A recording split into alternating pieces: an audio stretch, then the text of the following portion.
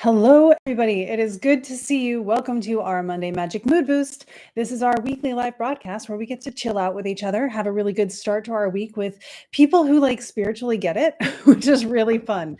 So, if you're looking for not just a video that will give you a lot of information spiritually on the week that's coming up and some rants on things for history, religion, psychic stuff, astrology, all the things, this is your place to be. We also have a really great conversation going on in the chat already. Hi to Russ. Hi, Amber, who is our mod. It is great to see you guys. Russ, thank you for the solar return wishes. Yes, my birthday is coming up on Jupiter Day this week. Jupiter Day is, by the way, Thursday. So I'm really excited. Good morning, Rocio. It's good to see you. I think we had a question already queued up, but I have to check here. Gabe, hi. I am in my intercalendary days, and I am appealing to Venus hardcore because she is going to be my Time Lord. And Gabe, I'm sure you understand. It's really great to have Venus as she is right now. That it's going to be that way in my solar return. So. Yay. Yeah, we're working on it. She's actually been kind of nice to me. It's also my Venus return. So natally, Venus for me is in Aries in my birth chart. In the sky right now, she is back in Aries, and actually she's back in what is considered a Venus period for me. She's actually very close on my birthday to exactly where she was relative to the sun on the day I was born. And so not only is she my Time Lord for my 12th perfection year from Libra, but she rules my sun, which is Taurus.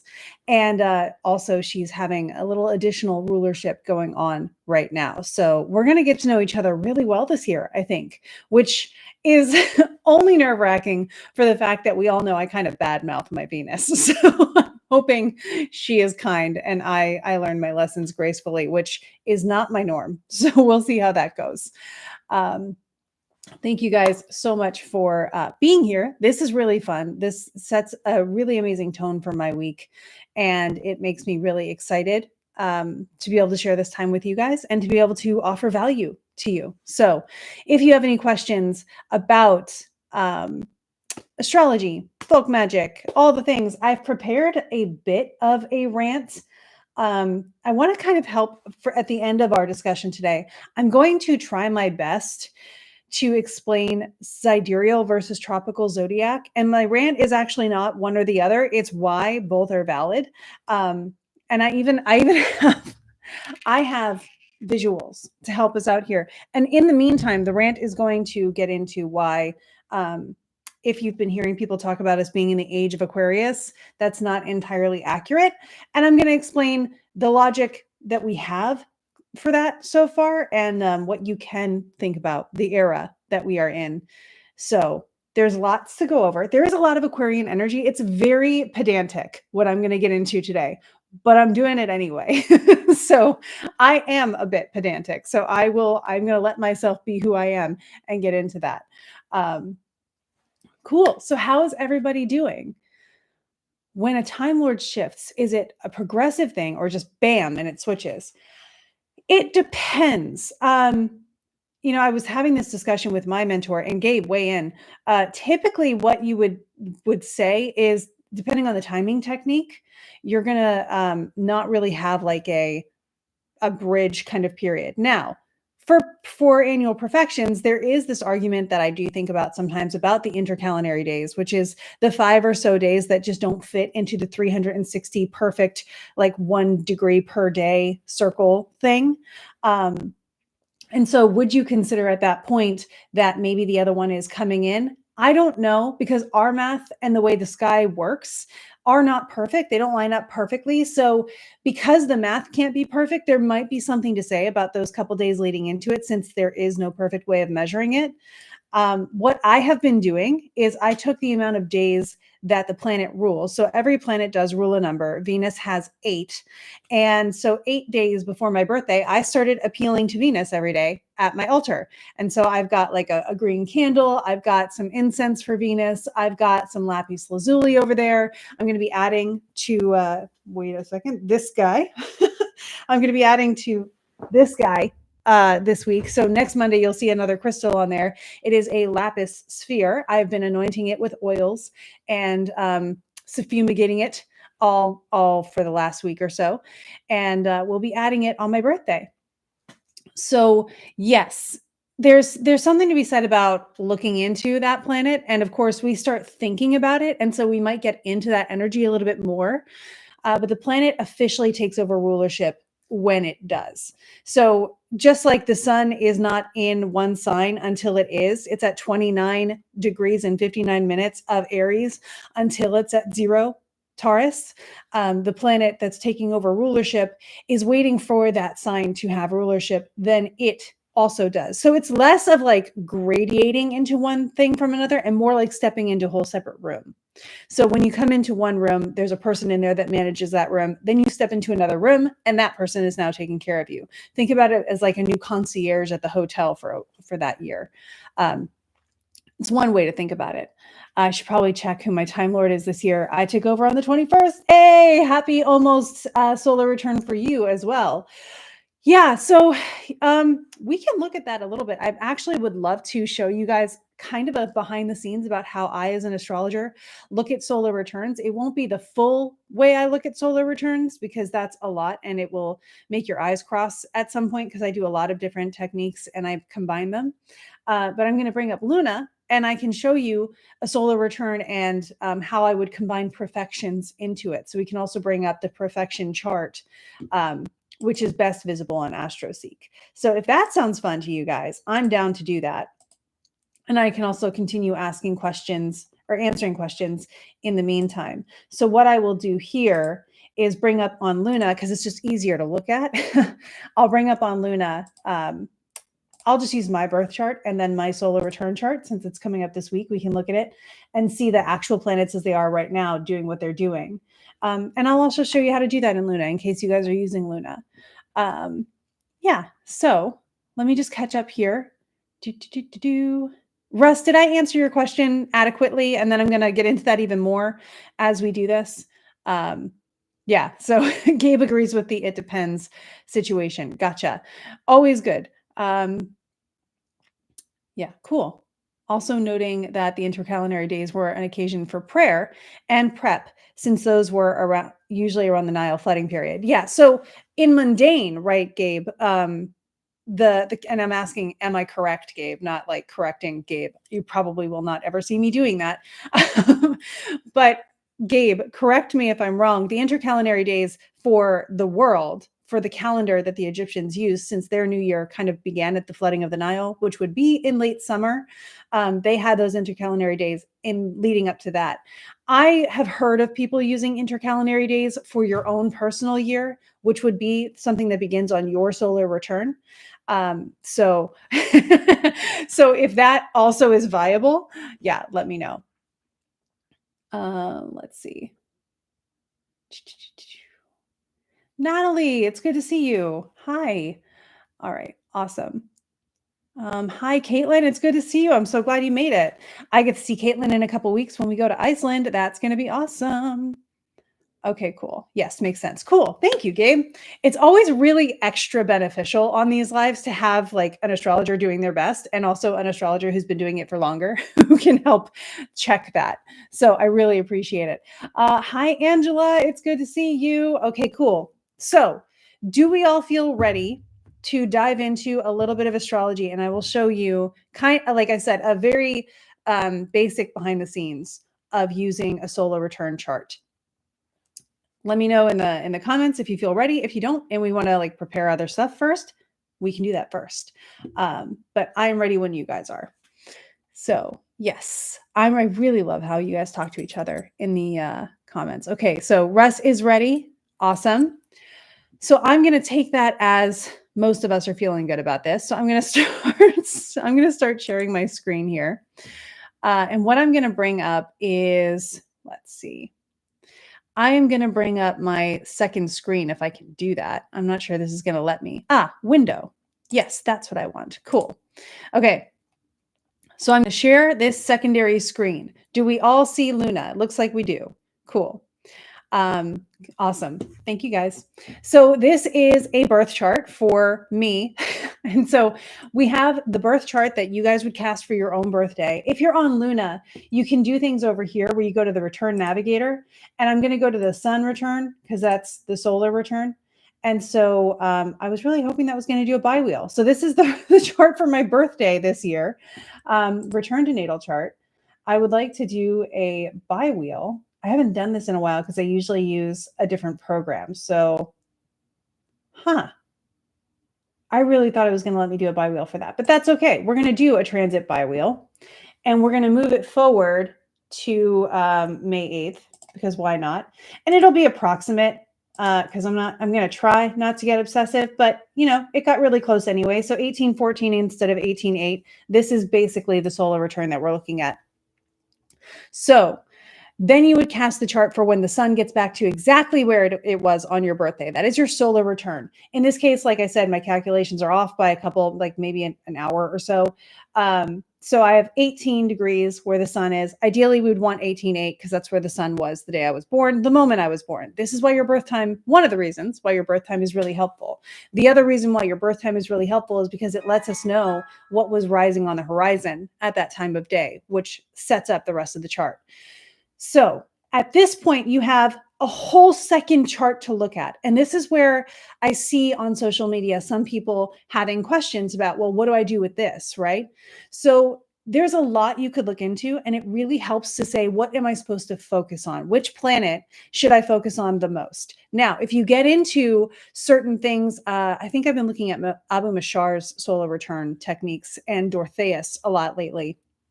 And they have differing opinions. Lo and behold, it's not really like a one size fits all situation. There are certain things that are common throughout everybody's perspective. But I'm going to show you again one of the simpler techniques where we don't look at 3 different ascendants for the year. We're going to just look at one, and we're going to look at the primary Time Lord. Now, how are you going to find your primary Time Lord the way that I'm talking about it? This is in AstroSeek. Up here, you can see astroseek.com. And so what I'm coming into right now, I'm in an 11th house year. On my birthday, that's going to tick over, and I will go from being 34 years old to being 35 years old. And that will give me my 12th house year, which is Libra, ruled by Venus. So take that in for a second. Find your birth age on this chart. Just know it for yourself, and then you can do the math for yourself in your head as we go through the next thing. So I'm going to give you a beat to do that. Just find your birth year in these little numbers here. And if your birthday is coming up like Russ, also look at the next one. And so with that, I'm going to move us back over here, knowing now that the sign of Libra is really important for me this year.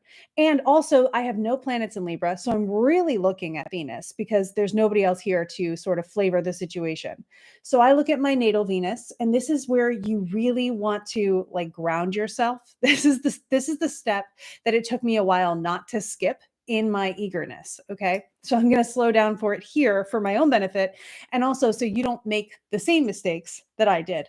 And so what I want to do here is look at my natal Venus and see how she's doing. Now, ideally, I would remove the transits, but since it took us forever to get here, I'm not going to. So we're just going to focus on this inner lighter circle, because this is my birth chart, right? We're going back to that natal chart and we're saying, what does Venus promise to do just in general, right? So when you're born, all of the planets, kind of like the fairy godmothers in Sleeping Beauty, say, I promise to do this with you in your lifetime. And so Venus does the same in my chart, right? So Venus gave me a promise. They call it the natal promise. And in my natal promise, I have Venus, who is either going to do very Venusian things as she normally would, or she's going to be inhibited in that. So if Venus were in Taurus and she were angular and she was bona fide by like Jupiter being in trines from one of the other Earth signs, and Saturn and Mars were averse and not even looking at her, you could expect someone like that to have very like fulfillment of Venus archetypes, right? They would get a lot of what Venus would normally promise. I am not an example of this. So in my chart, Venus is not angular. The angular houses are 1, 10, 7, and 4. She is not angular. She is in sixth. So she's in what's considered one of the bad places because the ascendant can't see it directly through geometric lines, right? So we would want it to be in one of these square aspects or in like a trine or a sextile. It's in none of those. It's considered averse. So Venus is hidden from the ascendant, kinda.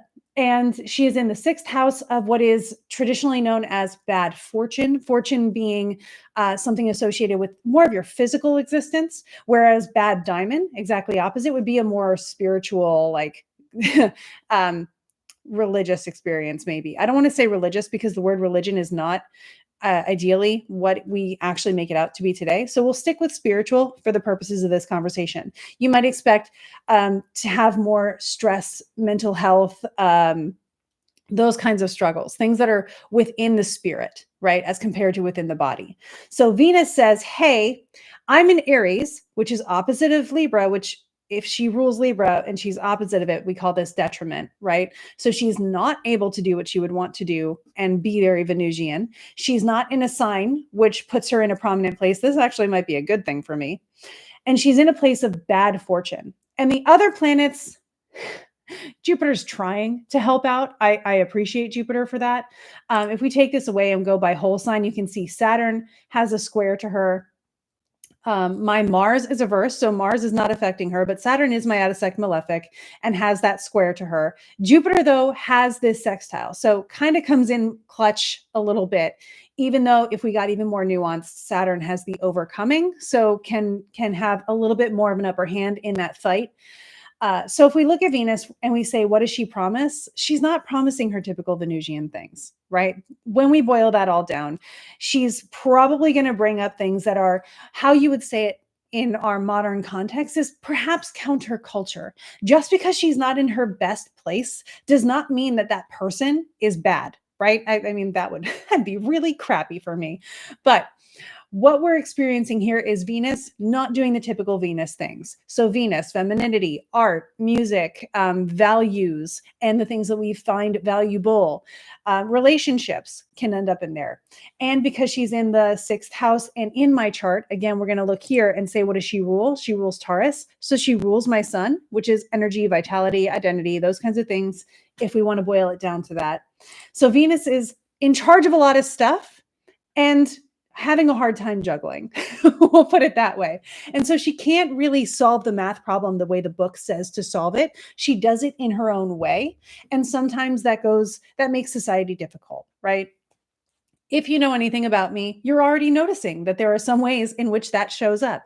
Her natal promise are things that if I were to attribute them to myself, right, I would say my gender identity, my sexual identity, all of those things, check. The fact that she rules my sun and is in the sixth house and is having some struggles. If we got into a more bad fortune situation, some of you may know I do have some health complications that I work with, and that shows up there. So her natal promise is there.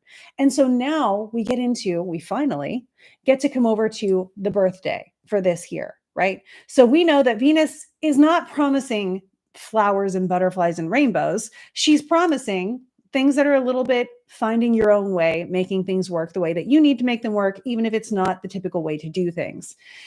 We'll work with that for now. So we look at Venus and we say, that's what she's promising. That's her stasis, right? Then we find her in the solar return chart. Like I said before, she's pretty much in the same spot, like almost exactly in the same spot. So Venus is at 4 degrees in Aries. If you look at the solar return, she is angular in the solar return. So she's got a little bit more punch fuel to her in this chart. So we'll see that coming out to play over the next year. Keep an eye on how I'm doing because you'll be able to see this work out. But we also notice that she is no better or worse by her basic essential dignity than she was in my chart. This is something I appreciated that George pointed out to me because I was like, dang it, she's in detriment. So I'm like, Venus and I don't get along already. And I'm also going to have her cranky for the whole year that she's ruling it. But Demetra was like, it's not any worse than you were already promised. So it's actually normal and you're used to it. And I appreciated that. So if you ever see something like that too, don't immediately jump to the pessimistic thing like I did. And remember that she's not going to get worse than she actually was when I was born. So I'm already used to that, right? I can work with that. And when I look at anybody squaring her, there really is nothing squaring her, right? When I look at where the malefics are, Saturn is averse, which is better than when I was born, and Mars is trine, which again, Mars is still malefic, but Mars is not my out of sect malefic. Mars is my chart ruler, my almutin. My relationship with Mars is relatively decent. And so we might see some martial qualities in there, but it's also a trine. So they may be more related to ambition and stuff. We're going to cross our fingers on that one. If it changes, I'll let you know. So we also have then some other things that we want to look at just really basically, and this is probably the last thing I'll cover for this, is what's going on in the actual sign. Profections are what I'm starting to understand from reading the text, a little bit more of a sign-based system, less the planet, more the sign. So we looked at the planet and how she's doing to see how the road is going to be for the year, because she is driving. But we also want to see how the sign itself is going to do. Now, with no planet actually in that sign, we are going to look at Venus and say, well, her occupation is actually more sixth house topics than 12. So while there are 12th house concepts that I may be living out this year, the sixth house may actually be a little bit more prominent. So I may be more focused on health topics and personal strength and stress management and daily routines or day jobs and that kind of stuff. Maybe a little bit more than I would for 12th house stuff, because she rules the 12th house, but her job is the sixth house, right? So then we come over here and we look at the moon. You should almost always look at the moon just to see how the moon is doing that year. Because the moon is so close to us, it's a good indicator. In horary astrology, when you're asking the chart a question and getting an answer out of it, the moon is always the sub indicator of you anyway. The moon also represents fortune in the idea of the body, because that's what one of the things that the moon does. So when we look at the moon, she's actually in Libra. So this is another testament to the fact that stuff related to the body or, my personal situations are likely going to be a topic this year. So that's just stuff that you can already bring in. And if you get more than one thing saying the same thing, that's not a lack of nuance. That's actually emphasis, right? So we can see, and I'm already feeling this for sure, that my preoccupation this year will be with my work, will be with my physical health, will be with my mental health. Whenever I see someone going into a 12th house year, I always ask if they have the support of a good therapist. The answer in my case is yes. So no worries there. If we do bring in 12th house topics, because Venus does rule the 12th house, so that is something that she will bring in. The 12th house is traditionally known as bad diamond or bad spirit. It's because it's averse to the ascendant, so you don't really see it coming. And it's the house of self-undoing. And in modern times, I think we've done a really good job of conscious self-undoing, which I consider personal development. And so if you focus on those kinds of things and say, hey, I acknowledge I've got room for growth, I'm going to focus on that this year. It's not an action-packed, like direct, you're in the spotlight kind of year. It's a year of becoming. And so that's one of the things that I like to help people understand. Like, this is truly the training montage year before you get into that first house year of like becoming a whole new version of yourself, blah, blah, blah. So with that, I know that was a lot. So are there any questions before I pull the chart back down to that I can then illustrate on the chart for you guys? How are we feeling? How's it going? The chat got quiet. And I just want to make sure that that came out well. Hi, Christy. Good to see you. Cool. So I'll give this a couple seconds for some questions to come through or for some comments to come through. And then I'm going to pull this down and we can start talking to each other again, which is always my favorite part. Cool. Okay. So just got to remember how to stop sharing the chart. There we go. So again, just as a recap, what you would do. Yeah, processing the info. I get that a lot. But again, astrology is a lot, right? It's so much more than what we see on social media. It's so much deeper than, just your weekly horoscope. There's a lot to look into and it can get very specific. And that's the coolest part about it. By the way, if you're interested in learning astrology, I do work with astrology and teach astrology. We actually work through Demetra George's kind of books as a curriculum. And we spend a lot of time going over charts, learning from the ground up so that it's not as much processing later, it's integrating and understanding. And that's the goal. So, hi, Jen, good to see you. So, yeah. Russ has a question. Back when you were dreaming which house it was, I was deeming which house it was on AstroSeek. Do you go by what sign that chart says or the sign associated with that house on your personal chart? So that was my chart. So when I went into AstroSeek, it showed my chart. So what you were looking at was my lineup. Russ, you're also a Scorpio rising, so it worked for you too. But when you go into AstroSeek, it will do that math for you. So you should focus, if you're trying to base it off of today, focus on the number of the house, not on the sign, because yours is going to be different than mine in most cases, unless you're a Scorpio rising. So great question. You want to focus on the house, not the sign, if you're looking at today's. If you're going into AstroSeek, though, it will do that for you, so it won't matter as much. But this is a great question for this example. Yeah. Yeah, cool. I'm really glad that I hope that helped. And again, this is recorded, so we can always go over it again. Or if you don't want to do all that math, but you still want to know how your year is going to go, schedule a consultation with me. I will do that math and more, and we will have a great conversation, not only about what the year is going to be like, but what you can do to make the most of it. Because you better believe I have looked at this chart a lot, and I have made plans for my goals this year that will feel a lot more aligned because that's the weather I'm working with. So I'm really excited about some of the things I get to do this year. And yeah, hopefully I'll have a lot to share with you by the end of it. Yeah, cool. Yeah, thank you for asking that, Russ. It's a really great point for the purposes of this video. So you go by the house that is activated by your annual perfection. And then in your chart, you look for the sign in that house. And then you want to consider planets that are involved from there as well. So there's a lot, like I said, it's cycles upon cycles, turtles all the way down kind of stuff when you get into astrology. And that's what makes it awesome. Yeah, cool. So if you guys have any questions, like Amber is saying in the chat, go ahead and post them. We've got some time.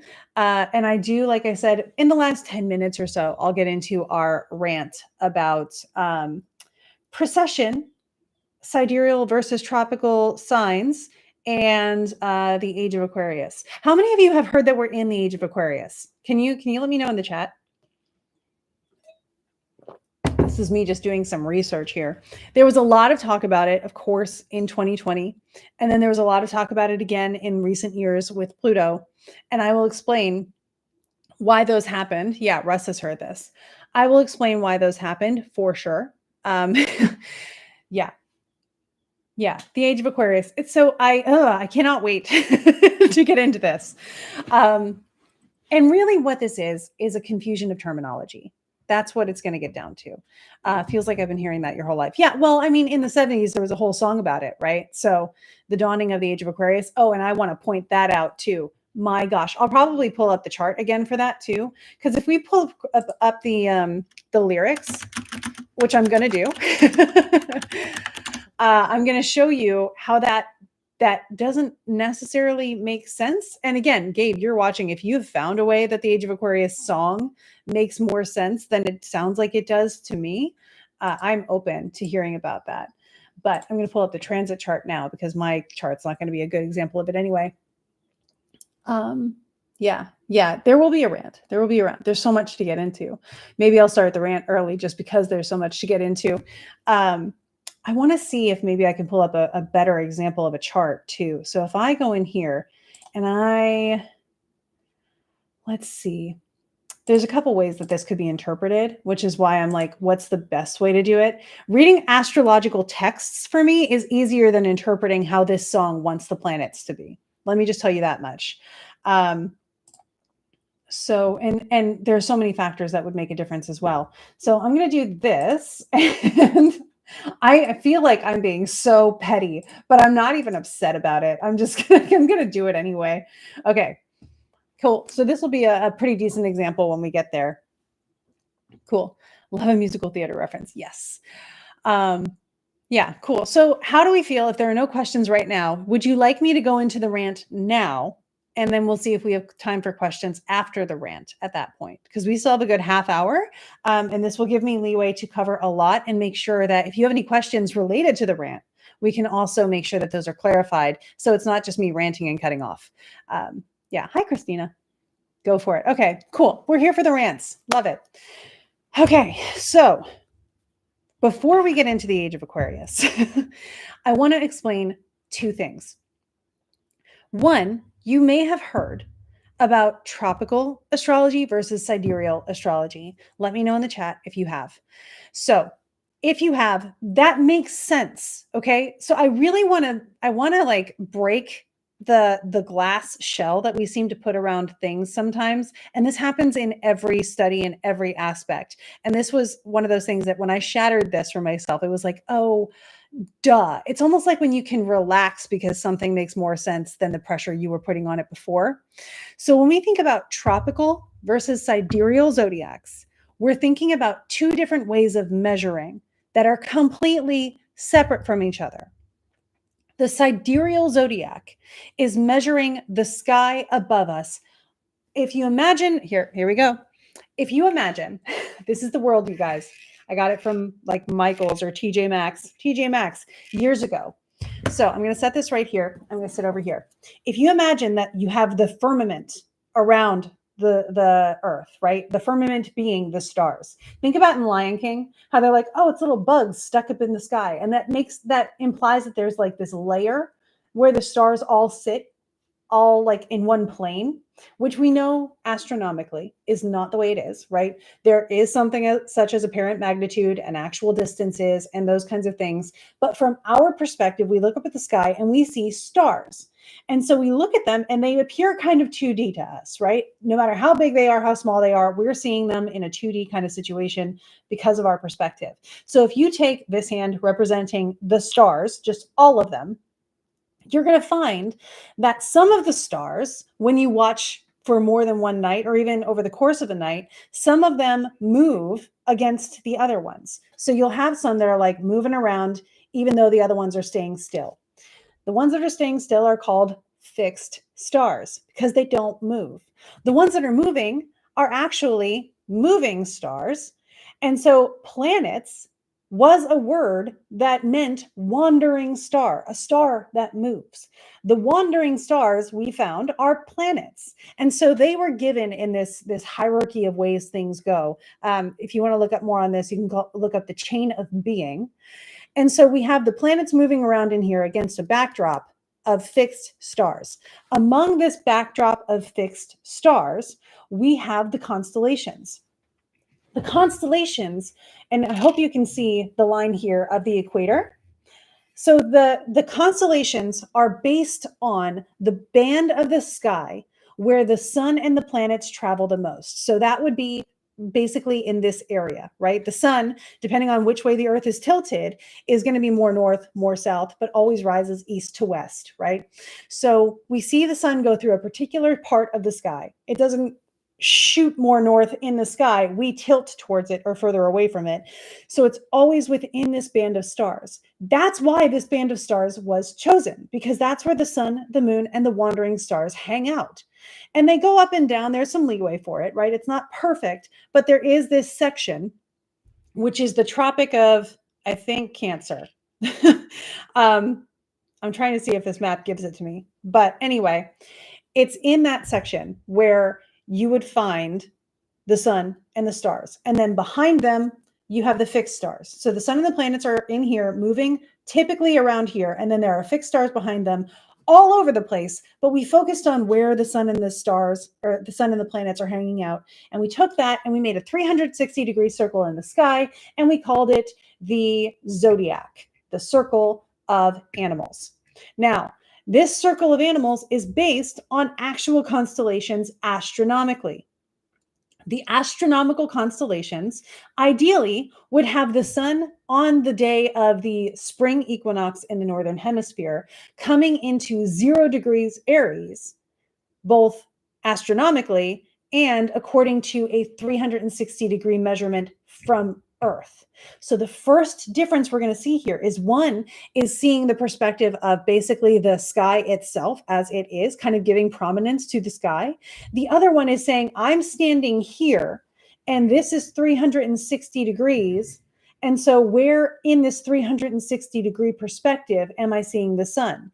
If I break up my 360 degrees into a perfect set of chunks, like we see on my charts when I show them to you, I'm going to get 12 sections of 30 degrees. 12 times 30 equals 360. So 12 sections of 30 degrees makes a really nice map to base things off of. Another way you could think about that, when we think about lines that we have arbitrarily drawn on something to make it easier for us to figure out where something is in respect to something else, is actually these lines that you're seeing on the map right now, the longitude and latitude lines, right? The Earth does not have actual longitude and latitude lines on it. We have those there as an imaginary reference for us to be able to tell distances, to be able to tell all sorts of things from an Earth perspective. Now, if you cast that outward and just do it with basically a protractor, right? Going with this guy, if you did it like a protractor, you would be seeing the way they were doing with tropical astrology.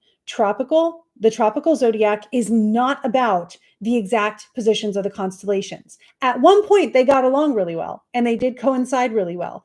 But I don't think at any point did they actually match up perfectly, because the constellations that are representative of the zodiac signs that we use, some of them are longer and some of them are shorter.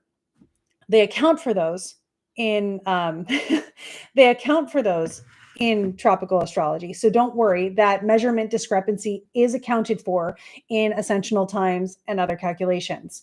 So what they were focused on in tropical astrology, which developed in Egypt and caught on in the Western world, England, then over to the New World and all that stuff, that tropical astrology is based on really nice geometry, satisfying geometry, right? So equal sections of 30 degrees to make up 360 degrees when you apply 12 different signs. There were not always 12 signs. In fact, I can look this up. I'm looking in Demetra George's book right now. So I want to give you that reference right now. And I'm trying to remember exactly how many signs there were originally.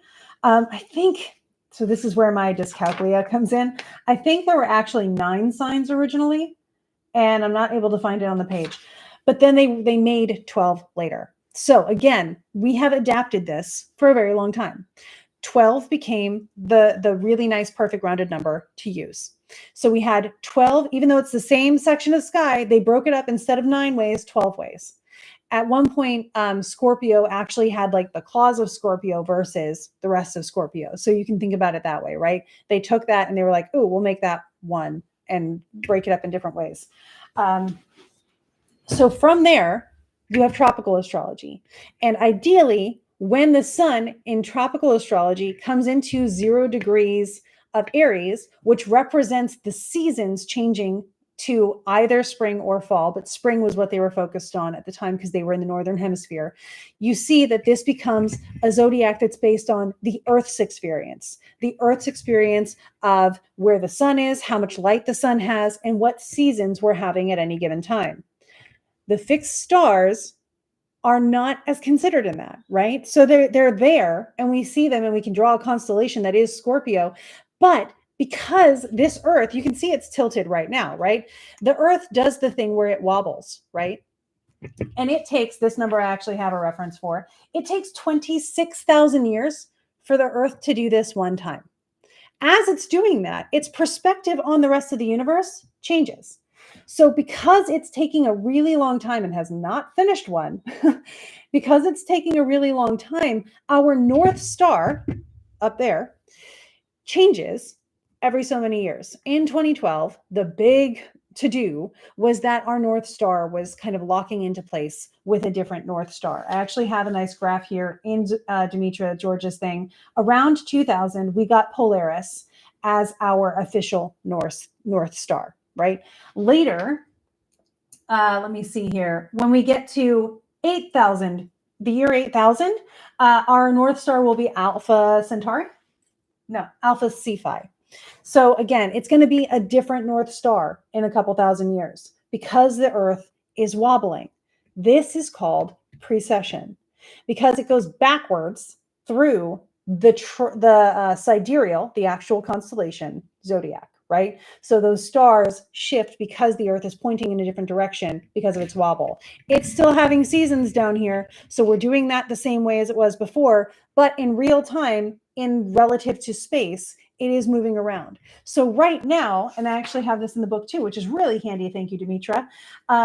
as of a couple of years ago, or in the most recent 2 decades or so, the sun at the spring equinox, or when the sun is in the 0 degree Aries tropically, when you look up and you actually place the sun astronomically and look in a sign for it, you're going to find it at around 6 degrees of Pisces, of the sidereal constellation Pisces, because of the precession of the equinoxes, the equinox being the Aries equinox.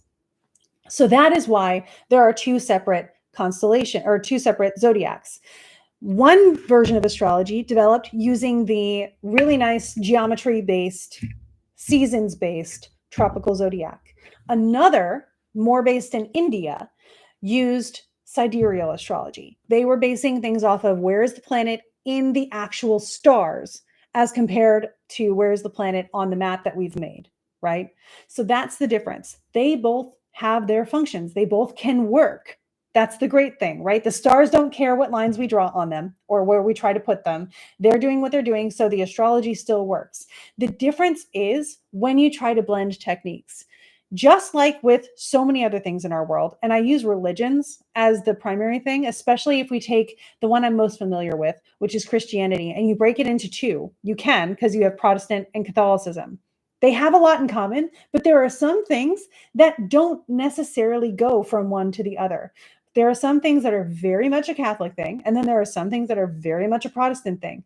And when you try to take one thing from over here and put it over here, it could work, like it can get by, it can pass, but it's not going to work the way it was designed. So that's where we get into things like perfections and timing techniques that were built on a tropical system may not work as effectively in a sidereal system because that's not what they were designed for. And that's all. They have their own separate timing techniques. They have their own interpretations and other things in a sidereal system that you can use that are going to give you the interpretation you need. So that's how that works.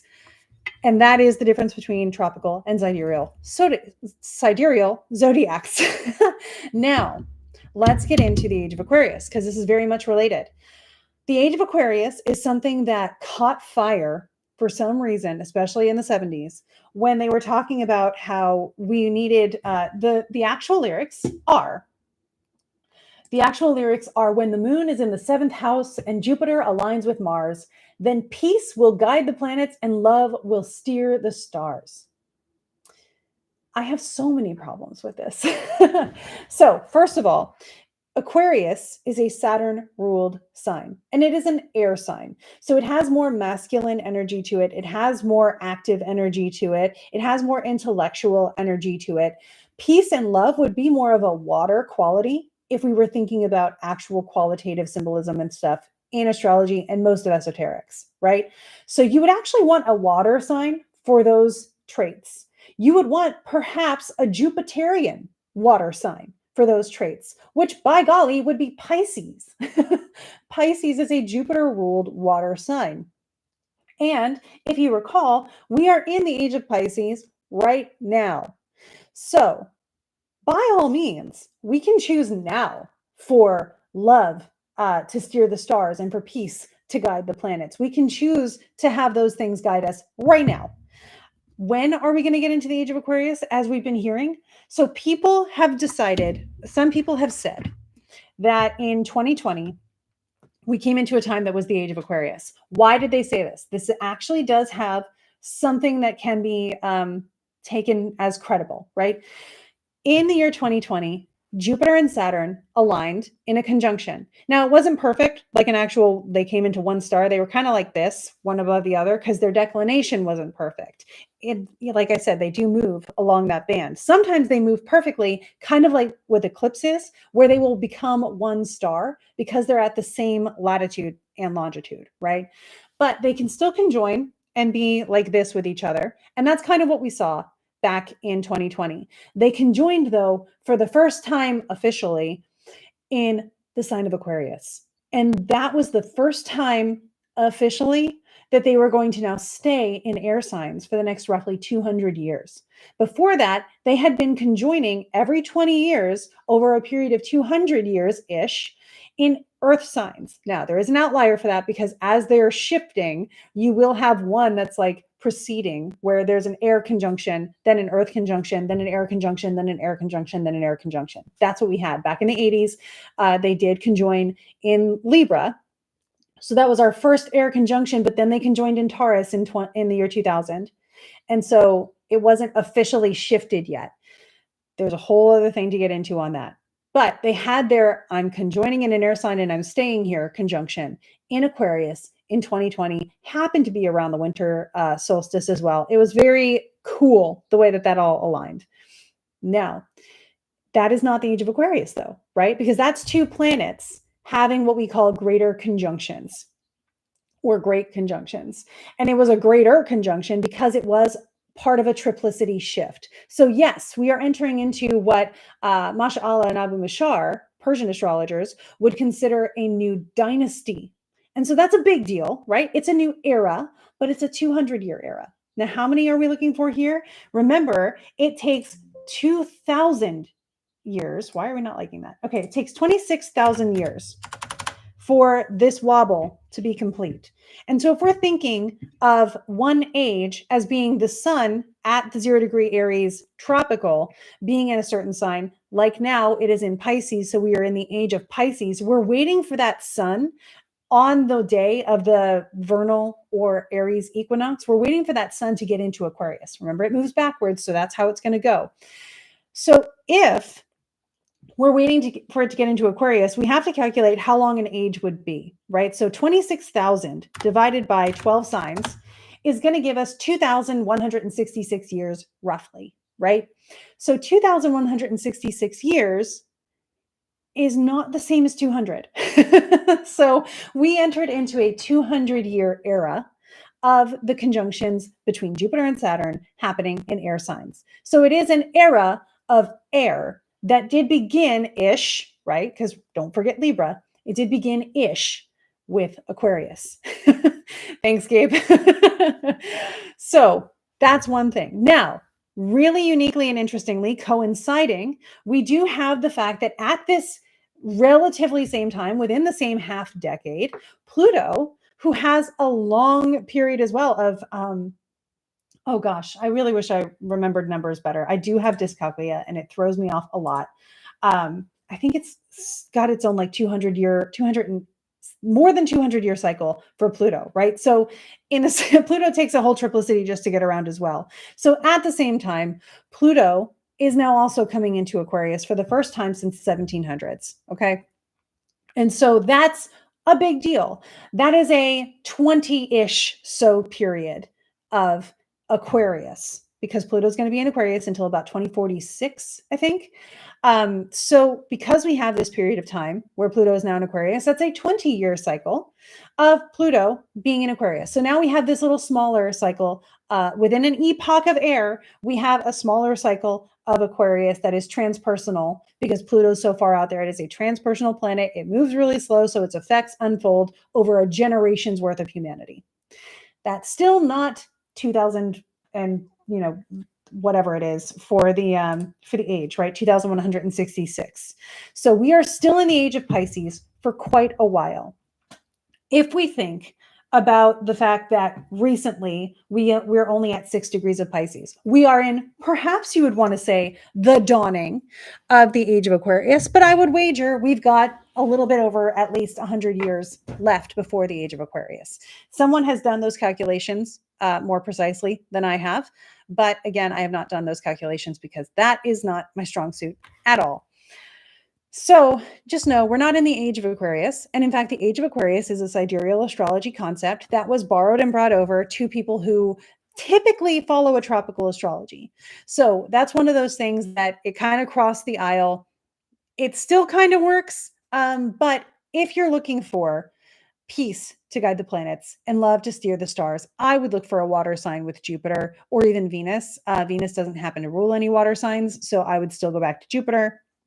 And that would mean that we would have Pisces, where we are right now. So if you want your peace and love, take it, because this is the time for it. Now, here's the other thing. When the age of, this is just me griping about the song at this point. Okay. So that's all the dense stuff. This song And Gabe, I hope you'll add in on this too.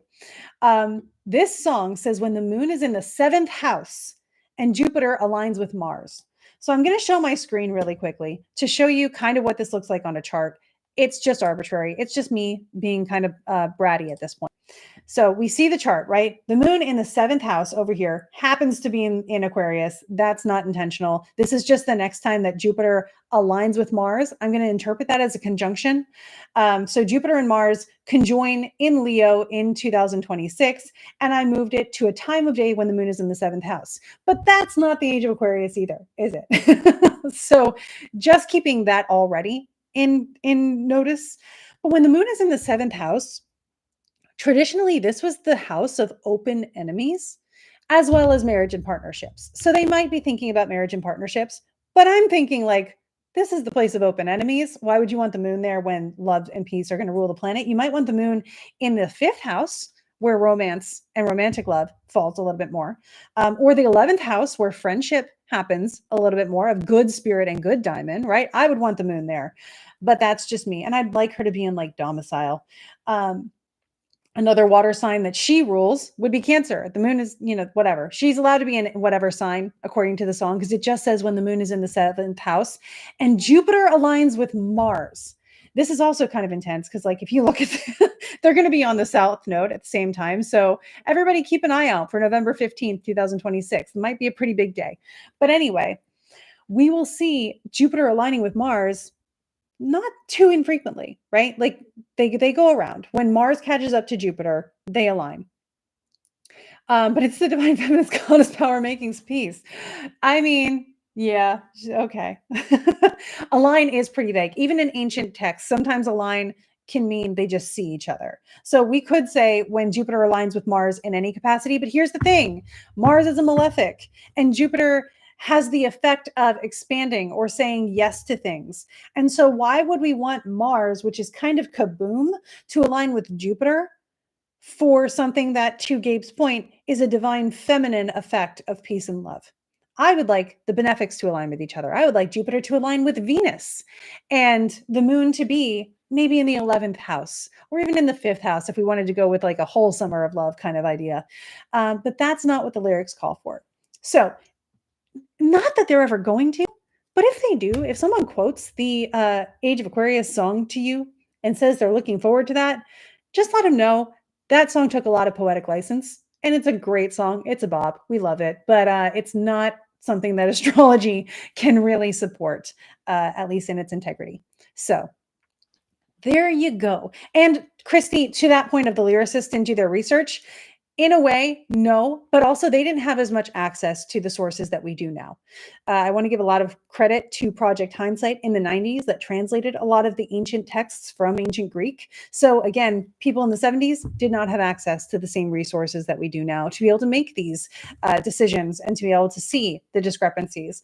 Jupiter and Mars still meant the same thing at that point. I believe the seventh house still had something to do with, what it does. I can't give them full grace, but I can say that, these people may have just been into their sun sign astrology and really wanted to write a great song that was a bop. And they did. So for what they wanted to accomplish, good job. And also, if they wanted to accomplish peace and love, we can have that right now because the age of that is right there for us. So thank you for coming to my rant. It was a longer one, so it's a good thing we gave it the time and space that it needs. And honestly, thanks for holding space for me to have a longer rant, you guys. It's like one of the best birthday gifts I could have. I love ranting. So I hope that was fun. Russ, thank you for the positive feedback. Gabe, thanks for being here as usual. I always like to make sure that while I'm ranting, I am ranting with an integrity. So it's really cool to have built-in peer review as we're doing this, and I appreciate it a ton. Jackie, I thank you so much. You guys are great. So any questions that came up related to that or not that you would like, we still have about 7 minutes. I could answer probably one or two more questions if we wanted to. Yeah, your rants are like TED Talks. Thank you. I appreciate that. Yeah, like sassy TED Talks on occasion, but thanks, Gabe. I appreciate you. Yeah. So I'm probably going to take that rant as I do and put it into its own video. So if you want to be able to share that with people, you absolutely can. So if someone ever says Age of Aquarius and you want to be like, just watch this, that's going to be there for you. That'll be a resource. Speaking about that, if you guys wanted to do something very easy for my birthday, not that you have to, sharing this content with people that you think would value it would be great. The more reach we have, the more people we can help. So that's something that's really important to me, especially as I'm, going into figuring out how to make a bigger impact with what we're going through right now in the world. So please feel free to share any resources that I offer that you think can help other people, or even just entertain them with skits and rants and those kinds of things. I appreciate you all, and it would mean a lot to me. And I'm sending you all my gratitude, even in advance. So thank you for that. Yeah, cool. That was fun. I always feel really good after a rant too. I don't know why. It's just really satisfying and fun, and I appreciate it. Cool. Well, I hope you guys are having a great week. Looking into the transits of this week, I've been seeing a lot of people trying to give May a sort of identity to, hype it up a little bit. It's got stuff happening. It's not as wild as much of the year has been to this point. And June has more shift stuff that will happen. So my advice is for May, take the break. Process what you need to process from everything that's happened up until this point, and get ready to be able to adapt and do new things. Choose excitement and find ways where you're excited for progress for June, but you've got all month. So enjoy that.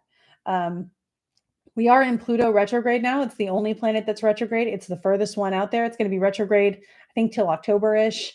And it's not, unless you have planets in the 0 to 4 degree space of Aquarius, Taurus, Scorpio, or Leo, it's not a huge impact on our transiting lives. So that's nice. Rants are a release, Liz. I agree. Cool. May is the gauntlet for people with kids in school. Yeah, it is. I know. Yeah. I grew up knowing that my birth week is Teachers Appreciation Week. So I understand. Also, to any of you who are mothers out there, happy Mother's Day coming up this week. Sometimes my birthday falls on Mother's Day. So I'm also very aware of that too. Yeah, rest does sound lovely, and it's very crucial. I know a lot of us love the active parts of life, and we love those moments where we're in an action scene, but you can't do a good action scene without the right recovery. So make sure you take the rest when you notice it. Even if it's in the middle of something that's busy, always find time for yourself. The sun is in Taurus right now. So indulge in your rest, indulge in surrounding yourself with things that make you feel comfortable. I think that that's a great idea. And I hope that you all do that this week. And I hope it's a wonderful one for you. Let's see. Yeah. Yeah, play like a pro, rest like a pro. Love that too. Yeah, so the next lunation we've got coming up is going to be the full moon in Scorpio. There will be a video about that coming out later this week for all of you to help you out with understanding the astrology, and your horoscopes will incorporate that as well at the end of the week. So I've got you covered. I'm excited. I hope you guys have a really great week. Thank you for being here, and stay safe, have fun, in that order. Bye.